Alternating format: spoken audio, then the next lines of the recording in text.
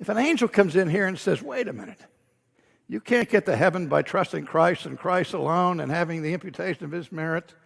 And the angel came here and said, for you to really be justified, you have to have inherent righteousness. You have to add works to faith, merit to grace, you to Christ. If an angel from heaven came in here and said that this afternoon, I would take him by the seat of his celestial pants and kick him out of here.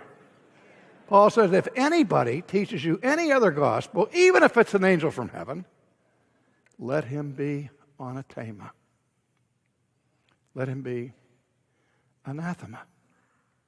Let him be damned. The pope, the bishop, your priest, your preacher teaches any other gospel than that which you have received, let him be anathema, because there is no other gospel. And I'm interested because I can remember when I was involved in this debate back at the time of ECT and was losing friends faster than I could shake a stick at them. And people saying you're dividing the church and all that same kind of thing they said to John MacArthur. And I was alone one night and I went into church and I opened up this passage, Galatians. And I had always stopped at verse 9. We said before, so I said again, if anyone preaches any other gospel to you than that which you've received, let him be accursed. And I would stop there. This time I went to verse 10. For do I now persuade men or God? Do I seek to please men?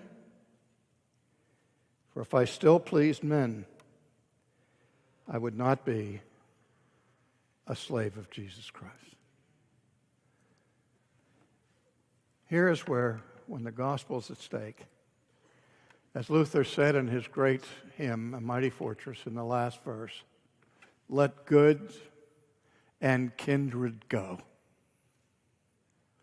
This mortal life also.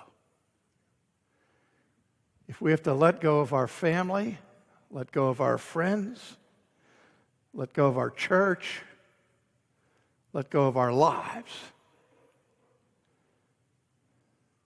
so be it. Otherwise, we seek to please men rather than to please God. And God has saved us with a gospel that is really a magnificent gospel, a marvelous gospel. And if I trade that in or negotiate it and say to people who affirm the Council of Trent, this other gospel, that I have a unity of faith in the gospel with them, what have I done? I'll give up my relationship to any leader in Christendom over this doctrine. I'll split my family over this doctrine. Split the church over this doctrine. This is the gospel. If the Lord marks iniquity, who shall stand? Well, guess what? He does mark iniquity. And blessed is the man to whom the Lord does not impute sin. From the Garden of Eden, the first way justification entered the world was how God saved Adam and Eve, by covering their nakedness, by hiding their sin. The whole system of atonement in the Old Testament, when the blood came into the Holy of Holies and was sprinkled on the mercy seat, it was to cover the sin of the people. That's what the cloak of the righteousness of Christ does for all who put their trust in Him. His righteousness is my covering. And that's how I can stand before a holy God. Again, if I have to wait until, through the machinations of the church and the sacraments and all the rest, and purgatory, make me pure before I can be justified, I'm going to sleep in tomorrow morning. Because without sola fide, you're without the gospel.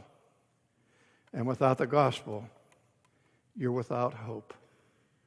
But thanks be to God, who gives us the glorious gospel of justification through trusting in the work of Jesus and the work of Jesus alone, who alone is not only able but willing to save all who put their faith in him.